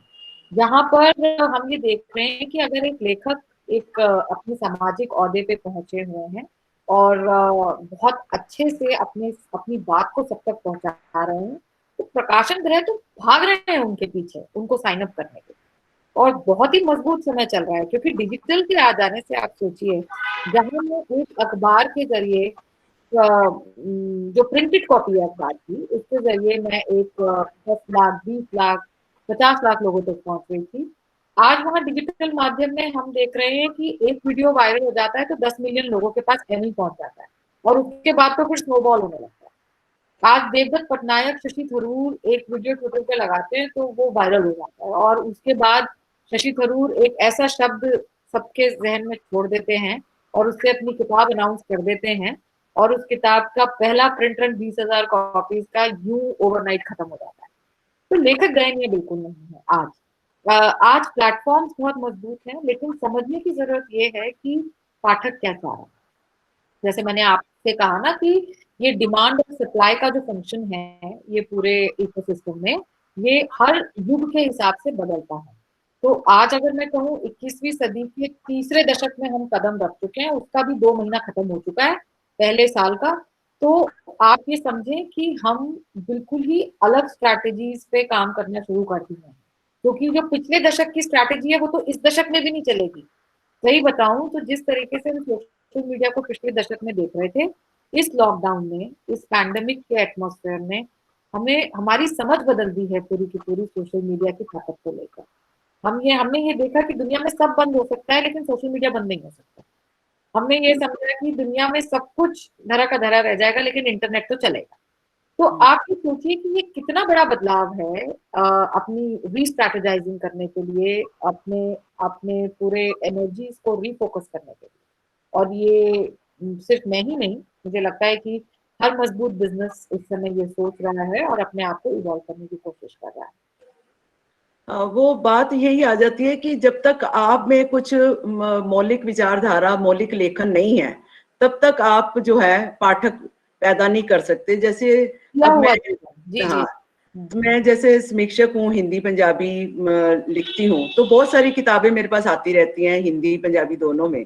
तो कई बार ऐसे होता है कि जब उस लेखक की कोई मैं किताब आती है तो वो नाम मेरे लिए नया भी होता है, लेकिन जब मैं उसकी लिस्ट देखती हूँ तो अरे बाप रे, इसने तो 8 किताबें लिखी हैं, 10 किताबें लिखी हैं। तो मुझे कई बार लगता है भी मैंने तो कभी इसका नाम नहीं सुना। तो ये भी हो जाता है कि जो हमारे पहले लेखकों ने, चाहे किसी भी भाषा के रहे, चाहे रविंद्रनाथ टैगोर रहे या प्रेमचंद रहे या करतार सिंह दुंगर, अमृता प्रीतम रहे, इन्होंने पाठक पैदा किए समाज में। मुझे लगता है ये बहुत बड़े लेखक रहे जिन्होंने समाज में साहित्य को लेकर आए, जनमानस से जोड़कर और पाठकों को पैदा किया। तो आज जो है, जब आप बुक फेयर बहुत सारे लगते हैं साल में, पहले तो 2-3 लग ही जाते थे, अभी भी मुझे लगता है कि शायद वर्चुअली भी शायद हुआ है ना, नेशनल बुक ट्रस्ट का भी हुआ है। तो उसमें सोशल मीडिया के होने से, क्योंकि जब मैं जाती हूँ बुक फेयर में तो बहुत सारे हिंदी का जब हम देखते हैं 2 हॉल में, तो 2-3 पब्लिशर हैं जहां भीड़ इससे जुटी हुई होती है, जिनमें एक आपका भी प्रकाशन है। तो उसमें बुक्स में क्या आपको लगता है कि रश तो बड़ा है, तो क्या वो वोट जो है विंडो शॉपिंग ही होती है, या सच में लोग खरीदते हैं किताबें, या एक मेले की तरह आ जाते हैं उसमें? दो सवाल आपकी टिप्पणी में निकले। पहला तो बुक फेयर्स और किस तरीके से वहां पर पाठक पहुंच रहे हैं और क्या कर रहे हैं ऑन ग्राउंड, और दूसरा आप कह रहे हैं कि सामाजिक सरोकार और किस प्रकार से हमारी सीनियर पीढ़ी के लेखकों ने समाज को निर्मित किया और कैसे पाठकों की एक पूरी पीढ़ी तैयार करी। ये तो बात बिल्कुल माननी होगी कि जिस प्रकार से अमृता प्रीतम हुई या एनी आपा हुई या मंटो हुए अपने जमाने में, या हिंदी के वरिष्ठ आलोचक हुए, कवि हुए, उन्होंने जिस प्रकार से लोक चेतना को कैप्चर किया, वो 80-90 के दशक में तो किसी ने भी नहीं। 80-90 के दशक में एक बहुत स्लो, मैं कहूंगी कि वो साहित्य जितना बाहर की तरफ मुखर होना चाहिए, समाज की तरफ मुखर होना चाहिए, वो उतना ही अंदर चला गया। आंतरिक रूप से वो कहीं ना कहीं सिकुड़ गया, उसका परिप्रेक्ष्य सिकुड़ गया। 90 के दशक में अगर मैं ये देखूं कि अगर मुझे एक किताब या 2 किताब बहुत बड़ी याद आती है, तो वो उदय प्रकाश की पीवी छत्ती वाली लड़की और तस्लीमा नसरीन की लज्जा याद आती है, जिन्होंने समाज को सच में झकझोरा और सच में उनको सोचने पर मजबूर किया कि आखिर हो क्या रहा है। इसके अलावा लेकिन अगर मैं आज की बात करूं जसविंदर जी, जहां पर हम 21वीं सदी के 2 दशक ऑलरेडी जी चुके हैं और उसमें सभी प्रकार की चीजें देख चुके हैं, तो यहाँ पर जो हमारे युवा लेखक हैं, जैसे प्रवीण झा, यतीन्द्र मिश्र, उसमें नीलिमा चौहान भी हैं, आपकी दिल्ली यूनिवर्सिटी की हैं, और इसमें मिलोत्पल मृणाल हैं, सत्या व्यास हैं। ये जो लोग हैं, ये नया पाठक वर्ग तैयार कर रहे हैं और बड़ा डेडिकेटेड पाठक वर्ग तैयार कर रहे हैं। इनफैक्ट इस जनरेशन के जो पोस्टर बॉय हैं, जिन्होंने साहित्य को पॉपुलर बना दिया और इतना पॉपुलर बना दिया कि वो सबकी फॉलोइंग इतनी बड़ी है, उनमें सबसे बड़ा नाम तो हमारे सामने डॉक्टर कुमार विश्वास का है, जिसे खारिज कर दिया जाता है मंच का कवि कहकर। लेकिन आप ये देखिए कि जब वो मंच का कवि ट्विटर पे अपना अकाउंट खोलता है तो उसके 9 मिलियन फॉलोवर्स हफ्ते में बढ़ जाते हैं। जब वो इंस्टाग्राम पे आते हैं तो 3 मिलियन फॉलोवर्स उनके 2 रातों में बढ़ जाते हैं। तो आप ये देखिए कि जो लोग उनको फॉलो कर रहे हैं, अगर आप उनको मंच का कवि कहते या फिर लुब्धी साहित्य का लेखक कहकर खारिज कर रहे हैं, तो जो ये इतने मिलियन की जनता उनके साथ जुड़ी हुई है, क्या वो साहित्य सुन पढ़ नहीं हुई है? क्या आप उनको भी खारिज कर देंगे? तो पाठक भी बदला है लेखक के साथ और लेखक बदला है पाठक के साथ। इस बदलाव को समझना बहुत ज्यादा जरूरी है। और आज डॉक्टर कुमार विश्वास के साथ हमने 1 करोड़ रिपोर्ट की एक किताब पे बुक डील साइन करी है आप देखिए, तो वो हमें पता है कि वो किताब कितना बुक डील डिजर्व करती है, और क्या पता आने वाले समय में रिजल्ट इतने अच्छे आए कि हमें ये वैल्यू बढ़ानी पड़े। तो इस तरह से हिंदी के ये नए बिजनेसेस का ही नतीजा है कि जहां हम देख रहे हैं हमारे सामने ये आइकॉन्स तो हैं, लेकिन एक एक एक वही है, मैं बोल रही हूँ ना कि एक दायरा है जो बदलाव को मान नहीं रहा है, बदलाव के प्रति फ्लेक्सिबल नहीं है, वो समझ नहीं पा रहा कि बच्चे क्या चाह रहे हैं, युवा पाठक क्या चाह रहा है, समाज क्या चाह रहा है, समाज कैसा बदला है, लेखक क्या चाह रहे हैं। तो मैं उनके बारे में ज्यादा कुछ नहीं बोलने की परिस्थिति में हूँ, लेकिन मैं बदलाव के बारे में बात जरूर कर सकती हूँ, और वो बदलाव इस लेवल पे आ गया है कि यहाँ पर हिंदी का अगर एक लेखक डॉक्टर कुमार विश्वास हिंदी में पीएचडी करके इंडिया टुडे की 50 अंडर 50 लिस्ट में सिर्फ हिंदी के बलबूते पर आइकन के रूप में प्रोफाइल किए जाते हैं, उस पावर लिस्ट में पाए जाते हैं, तो हमें मानना चाहिए कि हिंदी की ताकत को नया रूप मिल चुका है सोशल मीडिया में। बिल्कुल, मैं हाँ, अपने जो हमारे साथ जुड़े हुए हैं इस मीटिंग में, मैं देख रही हूँ बहुत सारे हमारे कॉलेज से हैं। ये डॉक्टर हरनेक गिल जी हैं। नमस्ते सर। आप सभी कुछ भी पूछना चाहते हैं तो अदिति जी आपके सामने हैं, आप इनसे बात कीजिए। इन्होंने बहुत अच्छे से, बहुत थोड़े समय में बहुत कुछ कह दिया है। तो आप में से कोई भी जो भी कुछ बात करना चाहता है उसका स्वागत है।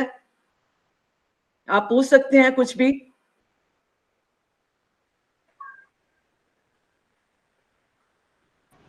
नमस्कार मैम, मैं अंजू खालसा कॉलेज से, ये अपने कॉलेज से, हाँ हिंदी जी, हाँ विभाग जी। से। नमस्कार हाँ जी अंजू। मैम। नमस्कार मैम। मैं ये जानना चाहती हूँ, जैसे देखिए ठीक है कि दिल्ली की जो यूनिवर्सिटी है वहाँ पे शोध कार्य बच्चों को बड़े अलग अलग उस पर नए नए टॉपिक्स पे दिया जाता है, नए नए साहित्यकारों को शामिल किया जाता है। लेकिन उत्तर भारत की बहुत सारी यूनिवर्सिटियाँ हैं जहाँ पर बच्चा लेना भी चाहे तो वो जो है पीछे हटा दिया जाता है। क्या है कि हम जो है वहाँ पे ऐसा हम प्रोफेसर से भी बहस नहीं कर सकते हैं? हम जैसे बहुत सारे मेरे साथ वाले भी थे, हम भी थे कि नए नए भी कुछ अलग आए, लेकिन फिर भी हम पीछे हो जाते हैं। तो उसमें उसमें जो है एक विद्यार्थी क्या करे, एक शोधार्थी को क्या वह स्कोप क्या है उसके? क्योंकि वो ऐसा है कि जिस इलाके से है वो वहाँ पे नज़दीक यूनिवर्सिटी से करना इसलिए चाहता है क्योंकि उसको थोड़ा सा बेनिफिट ये मिले कि वो वहाँ तक नहीं पहुँच पाता किसी आर्थिक कंडीशन की वजह से, कुछ ऐसा। अच्छा अंजू जी, मैं हाँ जी मैम। यूनिवर्सिटी से 2009 में पास आउट हुई थी मास्टर्स करके। उसके बाद एमफिल करने के लिए मैं Tata institute of social sciences चली गई थी मुंबई। जी। लेकिन जहाँ तक मुझे, जब मैंने 2009 में यूनिवर्सिटी छोड़ी थी, मैं हंसराज कॉलेज में एमए किया था, तो वहां से मुझे ये समझ आया कि मैं अपनी पढ़ाई को लेकर थोड़ा विस्तार देना चाहती थी। लिटरेचर की स्टूडेंट थी लेकिन सोशल साइंस में रिसर्च करना चाहती थी। मुझे ऐसे लगा कि मुझे सोशियोलॉजी में ज्यादा विस्तार मिलेगा, और ये बहुत व्यक्तिगत मेरा ओपिनियन था। मैं इसमें किसी को कोई जिम्मेदारी नहीं देती। अ, अ, बात कहने की सिर्फ ये है कि आज की तारीख में जो यूनिवर्सिटी के हालात हैं, मैं again I am in no capacity to comment on it, लेकिन मैं इतना जरूर जानती हूँ क्योंकि हर साल वाणी प्रकाशन ग्रुप में सारी यूनिवर्सिटीज से इंटर्नशिप के लिए बहुत बहुत ही ब्रिलियंट बच्चे आते हैं और हम उनके साथ काम करते हैं। पिछले 2 सालों में मैं इन यंग स्टूडेंट्स में एक बहुत हताशा और एक बहुत ऊंचे लेवल की अम, क्या एक ऊंचे लेवल का डर महसूस हो रहा है। जितने फ्री हम थे अपने जमाने के पढ़ाई को लेकर, रिसर्च को लेकर, मैं ये देख पा रही हूँ कि यूनिवर्सिटी में आ रहे हैं, वो चाहकर भी ये समझ नहीं पा रहे कि यूनिवर्सिटी में उनका भविष्य क्या है। वो चाहते हैं पढ़ना, वो चाहते हैं रिसर्च करना और कुछ रिसर्च करके बड़ा काम करना, लेकिन वो डरे हुए हैं कि यूनिवर्सिटी में होगा क्या आखिर। तो मैं असल में ग्राउंड रियलिटीज इस समय नहीं जानती कि यूनिवर्सिटी में, क्योंकि 5 ईयर रोल बैक हो गया, जो पूरा नया करिकुलम था वो तीसरे साल में ही रोल बैक हो गया। उसके बाद क्या नया सिस्टम है, क्योंकि वो जब वो इंट्रोड्यूस हुआ था तब मैं क्लस्टर इनोवेशन सेंटर में पब्लिशिंग पढ़ा रही थी, और जब वो वापस हुआ तो मुझे पता नहीं क्या हुआ, ओवरनाइट हमें बस अखबार में पढ़ने को मिला कि FIUP has been roll back. So honestly, I'm in no capacity to comment, but I know for sure factually कि जो यंग स्कॉलर्स हैं वो इस समय थोड़ा सा अपने स्कॉलरली करियर को लेकर थोड़े से परेशान है। ये तो बात है। Thank you ma'am. हमारे यहाँ जब हिंदी या पंजाबी ऑनर्स में स्टूडेंट्स आते हैं तो बहुत बार वो जो हैं ले तो लेते हैं सब्जेक्ट, लेकिन कई बार ये भी सोचते हैं कि बाद में हमारे पास जो है रोजगार के क्या रहेगा, साधन क्या रहेंगे, हम किस लाइन में जाएंगे। तो आप प्लीज हमारी युवा पीढ़ी को इस बारे में बताइए कि भाषा के साथ, जैसे आपने अभी बहुत कुछ बताया कि हिंदी भाषा के साथ कौन कहाँ तक ऊंचाई तक पहुंच रहा है और कितने बोलने वाले हैं हिंदी। आज अब तो जो है अंतर्राष्ट्रीय फलक तक हिंदी का जो है वर्चस्व छाया हुआ है। तो जो हमारे हिंदी पत्रकारिता वाले हैं या हिंदी विभाग के हैं या पंजाबी विभाग के जो स्टूडेंट्स हैं, तो उनको, क्योंकि आप प्रकाशन में हैं और भी कितने सारे प्लेटफॉर्म से जुड़ी हुई हैं, तो वो किस किस तरह से किस किस क्षेत्र में आगे अपना जो है करियर बना सकते हैं, कुछ टिप्स इस बारे में आप दीजिए उन्हें। जी, तो सबसे पहले तो आप किसी भी भाषा में अगर कार्यरत हैं तो उस भाषा को पहले कमांड कीजिए। उस भाषा पर इस प्रकार से आपका कंट्रोल होना चाहिए, आप इतने सक्षम होने चाहिए कि आप बिना त्रुटि के एक पन्ना, एक आलेख, एक किसी भी प्रकार का लेखकीय प्रोजेक्ट शुरू से लेकर अंत तक निर्वाहित कर सकते। सबसे पहली बात ये।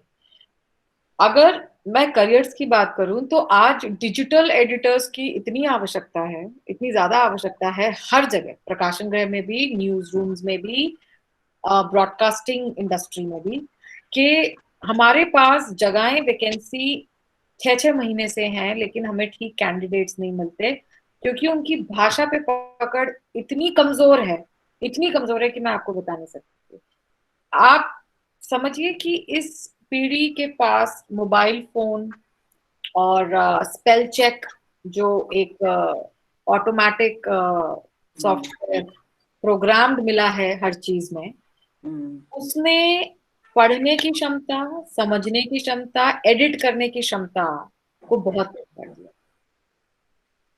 दुखद ये है कि जो कवरिंग लेटर्स आते हैं सीवी के साथ, उसी को प्रूफ रीड करके उनको वापस देने का मन करता है कि 5 पंक्तियों के कवरिंग नोट में कम से कम 10 होती।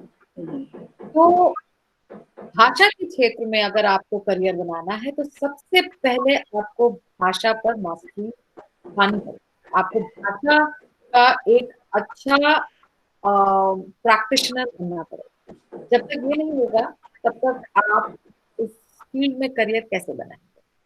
हमें कॉपी एडिटर्स की आवश्यकता होती है, हमें अच्छे प्रूफ रीडर्स की आवश्यकता होती है, हमें एडिटर्स की आवश्यकता होती है, हमें पब्लिसिस्ट की आवश्यकता होती है।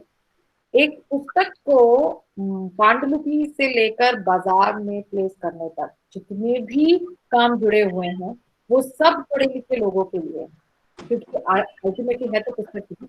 अगर मार्केटर भी किताबों में रुचि नहीं रखेगा तो वो क्या बेच पाएगा किताब को बाजार में जाकर। तो संपादक तो एक ठोस भाषाई काम है ही है, लेकिन साथ में जो सेल्स मार्केटिंग के जो लोग होते हैं पुस्तकों के क्षेत्र में या अखबार के क्षेत्र में, वो कहीं ना कहीं सरोकार भाषा से जरूर रखते हैं और उसमें रुचि भी रखते हैं, तभी वो जाकर इसके बारे में बात कर सकते हैं। तो सोशल मीडिया एडिटर्स, अब एक नया मैं देख रही हूँ वैकेंसी जो मेरी ही टीम ने रिलीज करी थी, वो है सोशल मीडिया एडिटर। ये हम सोच भी नहीं सकते थे पहले कि सोशल मीडिया पर भी एडिटर की आवश्यकता होगी। सच बताऊं तो 5 साल पहले भी हमें नहीं पता था कि आवश्यकता हमें पड़ने वाली है, लेकिन आज हमें proper editor social media management के लिए चाहिए, क्योंकि वो एडिटर समझता है कि किस बड़े लेखक या कवि ने क्या लिखा।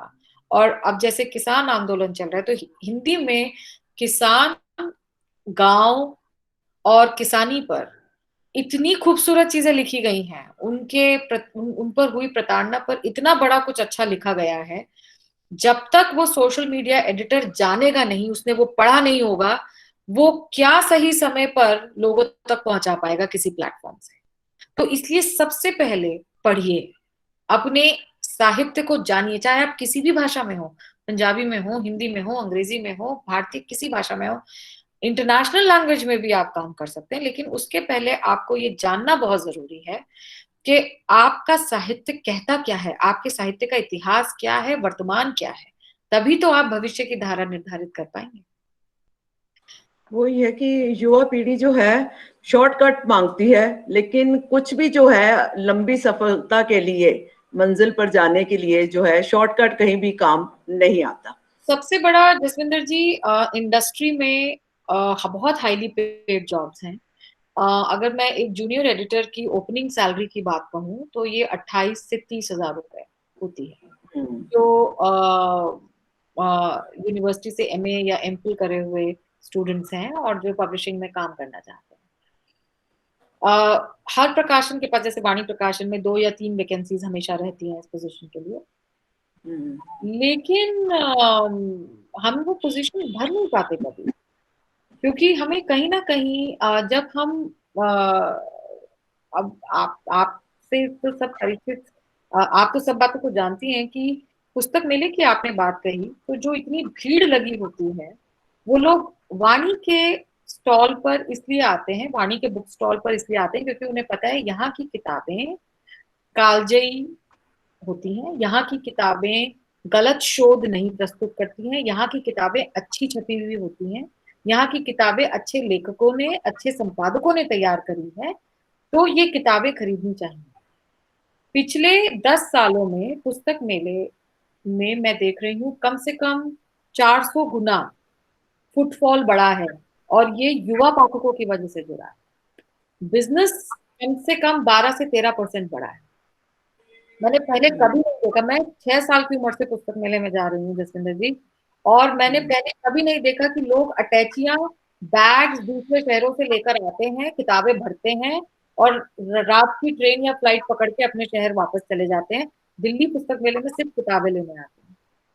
तो ये हमारी यंग पीढ़ी है, ये इतनी उम्दा है, इतनी एनर्जी है इनमें, इतना पागलपन है किताबों को लेकर, लेकिन अगर वो इस इंडस्ट्री को ज्वाइन करना चाहते हैं तो वो ये बात समझें कि जो किताबें पढ़कर वो इतने दीवाने हुए हैं, जिन किताबों को पढ़कर उन्होंने अपने आप को इतना सजग और इतना स्ट्रॉन्ग पाठक बनाया है, वो किताबें बनाने में कितनी मेहनत लगी होती। अगर उन किताबों में गलती होती, अगर वो किताबें घटिया क्वालिटी से प्रिंट हुई होती, बेकार तरीके से मार्केट में पड़ी हुई होती, और उनको एक अच्छी तरीके से उपलब्ध ना करवाई जाती, तो क्या वो ऐसे पाठक बन पाते? अगर वो वही इंडस्ट्री ज्वाइन करना चाहते हैं तो उनको उस इंडस्ट्री के मानक को समझना पड़ेगा। और पब्लिशिंग पढ़ाने, ये सुकृता पॉल कुमार जी का आइडिया था, जब वो अरुणा आसफ अली चेयर थी, कि पब्लिशिंग भी बच्चों को बताई जाए इस एज ग्रुप में, ताकि वो ये समझ सकें कि एक करियर ऑप्शन ये भी है। तो मेरा काम ये था कि ये यंग माइंड्स को हम कैसे एक्सपोज कर सकें पब्लिशिंग के पूरे प्रोसेस से। तो उसमें एडिटिंग, नैरेटिवाइजिंग, मार्केटिंग, सेल्स, सारे मॉड्यूल जोड़े गए थे, and it was a fantastic experience. उसमें से कई बच्चे बुक फेयर में, मैं बार बार बच्चे बच्चे कह रही हूँ, I am so sorry, young students, I आप तो बहुत सालों से सब स्टूडेंट्स के साथ इन्वॉल्व हैं, लेकिन वो अल्टीमेटली आपके अपने ही हो जाते हैं, आपको भी पता है। Young students come back with their visiting cards in the book fair. They come to meet me at the office. Hindu में है, इंडियन एक्सप्रेस में पहुंच गए हैं, बड़े पब्लिशिंग हाउसेस में पहुंच गए हैं और अब इंडस्ट्री में अपना पैर जमा चुके हैं। तो बहुत खुशी होती है ये देखकर कि हमने एक क्रॉप तैयार करी, जो ऐसे स्टूडेंट्स हैं जो समझते हैं कि पब्लिशिंग के पॉजिटिव्स क्या हैं, नेगेटिव्स क्या हैं, उनको कैसे बैलेंस करके चलना है। तो ये सब हो रहा है, पर भाषा जब तक पढ़ेंगे नहीं तब तक उसमें किसी भी प्रकार का करियर बनाना बहुत मुश्किल है। ये सर, आप अपना माइक ऑन कर लीजिए। Harnek sir, Gill sir, Pindra ma'am. हाँ जी, हाँ जी। यस, मेरा एक प्रश्न है कि बहुत सारे विद्यार्थी, स्टूडेंट्स अपनी कविताएं और कहानियां छपवाना चाहते हैं और उनको कोई साधन नहीं मिलता, कोई वो मिलते नहीं है, तो वो बड़े पूछते हैं मुझसे भी। अभी भी मैं पढ़ा रहा हूँ ऑनलाइन, तो लेकिन अब क्या, कहाँ भेजे, क्या करें? ऐसे स्टूडेंट्स बहुत हैं जिनके पास 5 कविताएं हैं, 4 कविताएं हैं, या 20 कविताएं हैं, 100 कविताएं हैं, कुछ कहानियां हैं। ये एक विद्यार्थियों के लिए बहुत बड़ा, हिंदी का विद्यार्थी बहुत चाहता है कि हमारी किताब छपे। सर, बहुत अच्छा है कि इतनी युवा उम्र में लिख रहे हैं, पढ़ रहे हैं, लेकिन अगर कोई विद्यार्थी ये पूछ रहा है कि कहाँ प्रकाशित करना है, तो मैं ये विश्वास के साथ कहती हूँ कि उसने पढ़ा नहीं है ज़्यादा। अगर उन्होंने पढ़ा नहीं है तो वो जानेंगे नहीं कि किताबें मिलती कहाँ से हैं, किताबें बनाते कौन हैं, और वहां तक पहुंचना कैसे है, उनको ये भी नहीं पता लगेगा।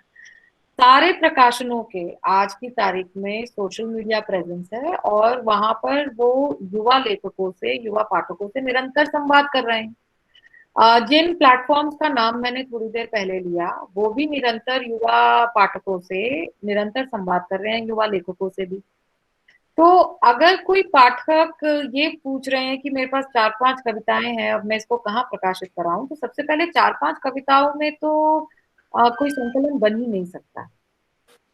और अगर वो ये नहीं जान रहे हैं कि इतनी सारी पत्रिकाएं हैं, वेब पत्रिकाएं हैं, इतने सारे अखबार हैं जहाँ पे कविताएं प्रकाशित की जाती हैं, तो इसका मतलब उन पाठक के पढ़ने की प्रणाली में बहुत कमी है।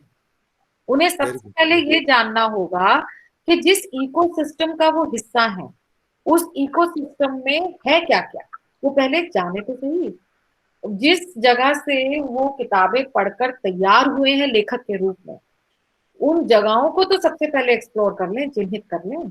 और वहां तक पहुंचने के साधन बहुत सामान्य हो गए हैं, सब कुछ गूगल सर्च पे अवेलेबल है। फॉर एग्जाम्पल, वाणी प्रकाशन का phone number, email, social media channel, सब एक क्लिक पे अवेलेबल है।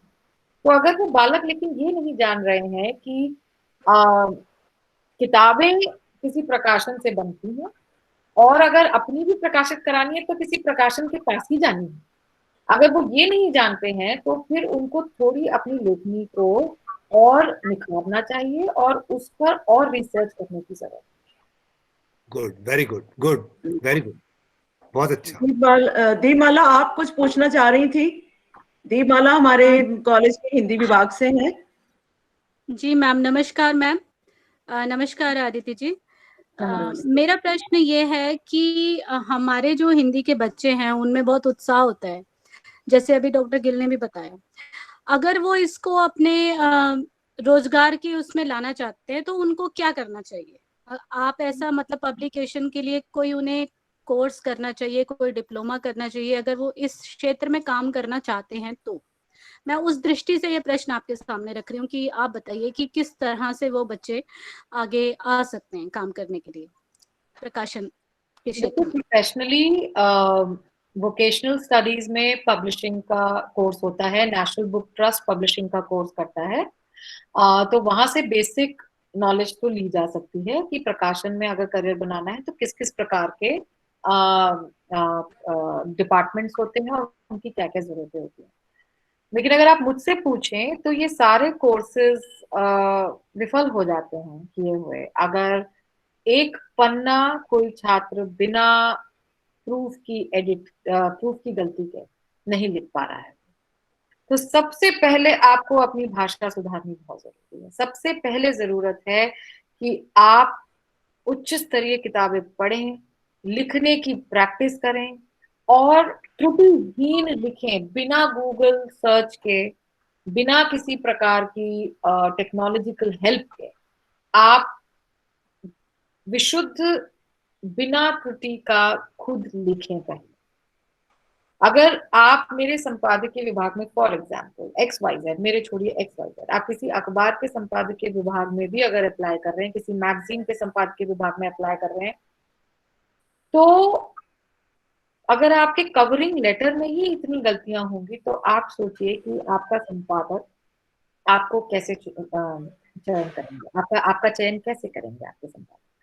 तो जैसे मैंने कॉपी एडिटिंग की बात की, प्रूफ रीडिंग की बात की, एडिटिंग की बात की, मार्केटिंग की बात की, किताबों के सोशल मीडिया मैनेजमेंट की बात की, सेल्स की बात की, ये सारे जो हेडर्स हैं वो हिंदी भाषा के में जो भी छात्र उत्साहित महसूस करते हैं हिंदी साहित्य से, नए जो एक्सपेरिमेंट्स हो रहे हैं किताबों में, प्रकाशन में, सोशल मीडिया पे, उनसे वो वाकिफ हैं और उसके साथ जुड़ना चाहते हैं, तो वो बच्चे बिल्कुल साथ में आए।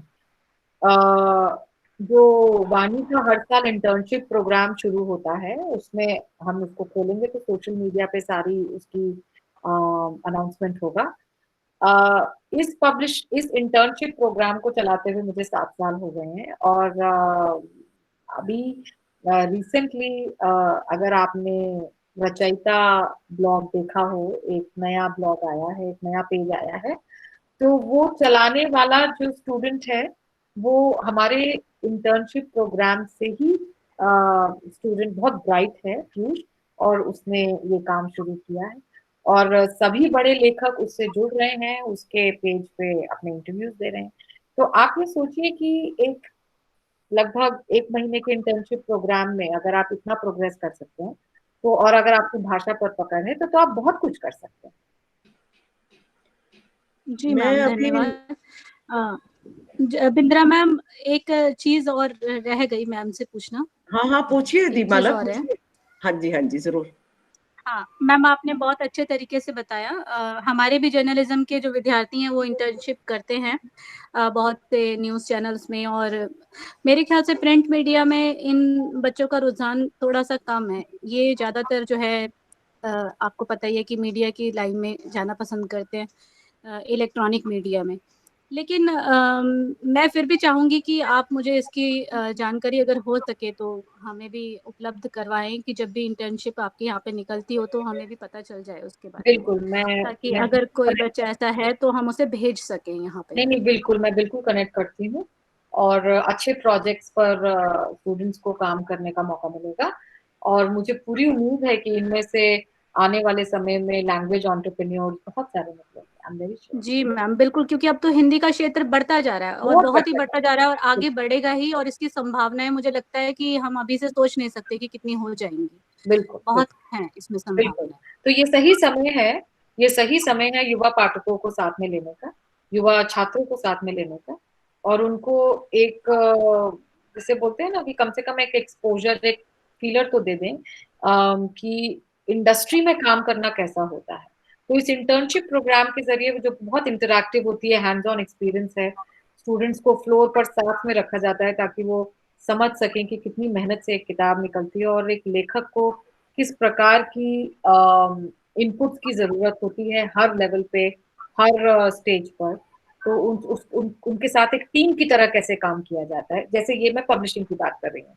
जब जी आप जी। मीडिया में आते हैं तो ये सारी चीजें और भी ज्यादा रफ्तार पकड़ लेती हैं।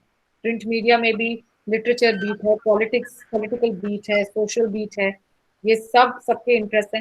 लेकिन एक बात ये है दीपा जी, दीप जी, कि डिजिटल के लिए हर स्टूडेंट का एप्टीट्यूड हो कोई जरूरी नहीं है, और प्रिंट के लिए हर स्टूडेंट का एप्टीट्यूड हो कोई जरूरी नहीं हाँ, वही बात मैंने आपसे सबसे पहले कही कि कुछ बच्चों का रुझान जो है वो ज्यादातर इलेक्ट्रॉनिक मीडिया में है, है। प्रिंट लेकिन में ये तो बच्चे समझें बहुत कि ही क्या कम वो आते हैं। सच में इलेक्ट्रॉनिक मीडिया के लिए कटआउट है, वो समझें इस बात को, वो अपने आप को एनालाइज करें। क्योंकि कुछ लोग लिखते बहुत अच्छा है, और कुछ लोग ऑन स्क्रीन बोलते बहुत अच्छा है, या फिर प्रेजेंट बहुत अच्छा करते हैं, या फिर उनके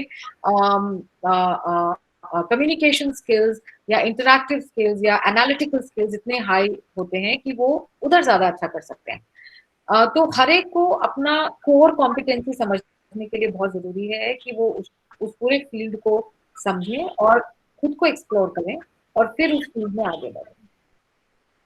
जी जी, धन्यवाद। बिंद्रा मैम, आप जारी रखिए। धन्यवाद, आपने मुझे समय दिया। ये मैं चैट बॉक्स में देख रही थी तो 2 स्टूडेंट्स ने लिखा हुआ था कि जैसे अंग्रेजी का बहुत सारी जगह दुनिया में है, तो उसमें हम हिंदी में कैसे कर सकते हैं, या जब से सोशल मीडिया आया है तो उस पे प्रकाशक की स्थिति पर क्या जो है असर पड़ा है।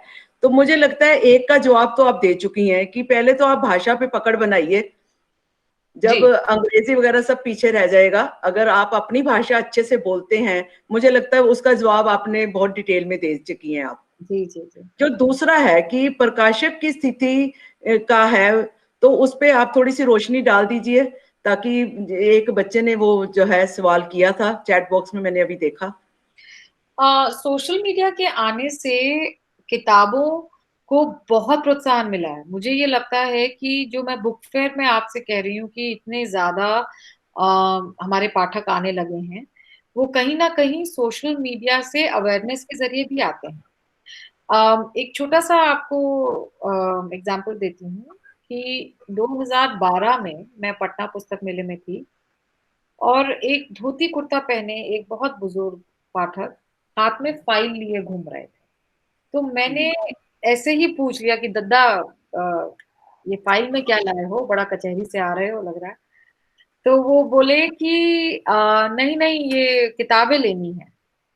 तो उस फाइल में उन्होंने पूरे साल उन किताबों की कटिंग्स इकट्ठी की थी जो वो जिनके बारे में वो अखबारों में पढ़ रहे थे, और अब वो उन्हें खरीदने आए थे उन किताबों को। और वो हर प्रकाशक के स्टॉल पर मैक्सिमम डिस्काउंट के लिए गुहार कर रहे थे। मुझे इतना अच्छा लगा कि हमारी जितनी मेहनत हो रही है, हम अखबारों में बार बार निवेदन करते हैं कि किताब के बारे में समीक्षा प्रकाशित कीजिए, किताब की चर्चा कीजिए, लेखक से चर्चा कीजिए, लेखक की प्रोफाइल कीजिए, तो वो कहीं ना कहीं सफल हो रही है कि समाज का वह बुजुर्ग व्यक्ति भी अपनी किताबें धोकर अपनी फाइल पूरे साल इकट्ठी करके फाइल बना के पुस्तक मेले में किताबें लेने आया। तो कहने का तात्पर्य ये है कि सोशल, ये तो है ट्रेडिशनल, लेकिन आप सोचिए कि सोशल मीडिया पे बुक मार्किंग कितना आसान है, सोशल मीडिया पे किसी किताब के बारे में जानकारी प्रसारित करना कितना आसान है, और वहां से इतने सारे लोगों तक अपनी बात पहुंचाना भी एक इजी हो गया है पहले से काफी। तो सोशल मीडिया के जमाने में प्रकाशन को मैं कहूंगी एक नई जिंदगी मिली, क्योंकि किताबों की डिस्कवरेबिलिटी बहुत शानदार हो गई। यहाँ हम एक बुक स्टोर पर हम ये सोच पाते थे कि वो ज्यादा से ज्यादा एक प्रकाशक की कितनी किताबें रख पाएंगे। जैसे वाणी प्रकाशन ने लगभग 7,500 पुस्तकें प्रकाशित की हैं, तो अगर बड़े से बड़ा पुस्तक विक्रेता भी होगा तो वो हमारी कितनी पुस्तकें अपने यहाँ स्टॉक कर पाएगा। आलम ये हो गया कि हमें अपने ही बुक स्टोर्स अलग अलग शहरों में खोलने का एक निर्णय लेना पड़ा, क्योंकि हमें ये लगा कि हमारी कितनी किताबें हैं कि वो हमारी ही दुकानों पर ज्यादा से अच्छे से डिस्प्ले हो पाए। तो ऐसे में एक ऑनलाइन बुक स्टोर है, एक सोशल मीडिया प्लेटफॉर्म है जहाँ पर 24 घंटे पुस्तकें उपलब्ध हैं। तो अगर कोई भी पाठक अगर डिस्कवर करना चाहे, अगर एक लेखक की एक पुस्तक उन्हें पसंद आई तो उस लेखक की अगली पुस्तक के लिए भी वो इंतजार कर सकते हैं और पिछली कई पुस्तकों को भी नए रूप से डिस्कवर कर सकते हैं। तो ये डिजिटल माध्यम से आने के बाद पुस्तकों के दुनिया को बहुत बूस्ट मिला है। और बात वही है कि जो बदलते समय से कदम चाल कर जाएगा वो इस बदलाव को की खूबसूरती को समझ पाएगा, उसको देख पाएगा।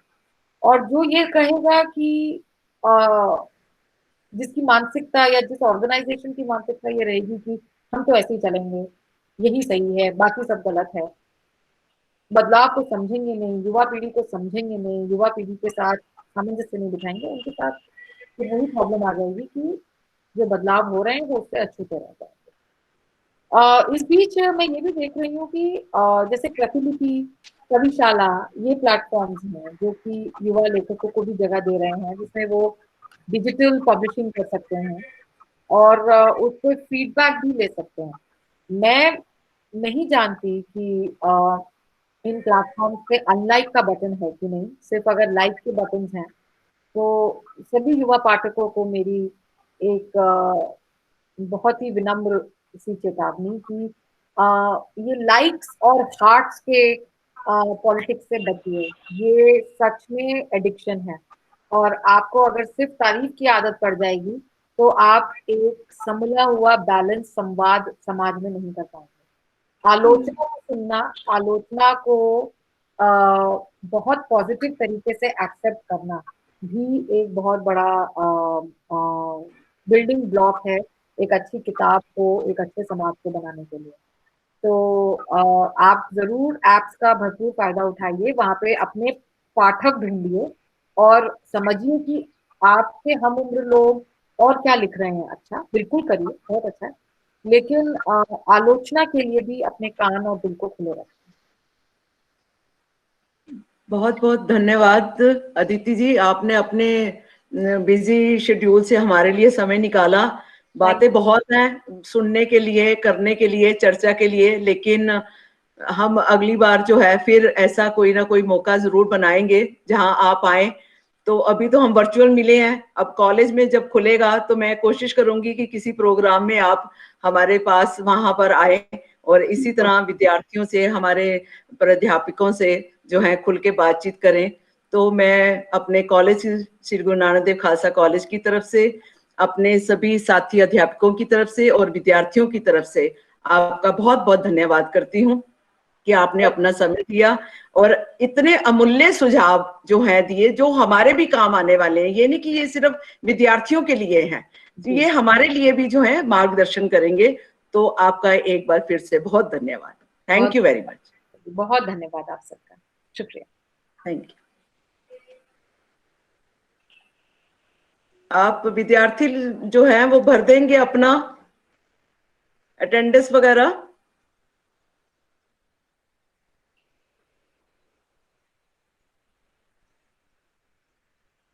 हेलो दीपाला। हाँ जी बोलिए। हाँ जी, और कुछ था? कैसा रहा सेशन? अरे मैम बहुत बढ़िया सेशन रहा। मैं आपको एक सुझाव देना चाह रही हूँ कि जैसे अभी मैम तो चली गई हैं, जैसे स्पीकर जब तक रहते हैं ना, तो लास्ट में ना बच्चों से अपना माइक खुलवा के क्लैप करवा दिया करो उनके लिए, ऐसे ऐसे करके, तो आवाज आती है तो अच्छा लगता है थोड़ा सा। ठीक है, मैसेज कर देना था। अच्छा, बहुत अच्छा बताया तुमने, बहुत अच्छा बताया। असल में ये सारी चीजें जब हम कॉलेज में होते हैं मिलता है ना, तो हाँ नहीं हाँ वो हाँ, तो लेकिन ये मैंने भी अभी एफडीपी में सीखा कि ये ओ, एक अप्लॉज करने का तरीका बड़ा अच्छा है।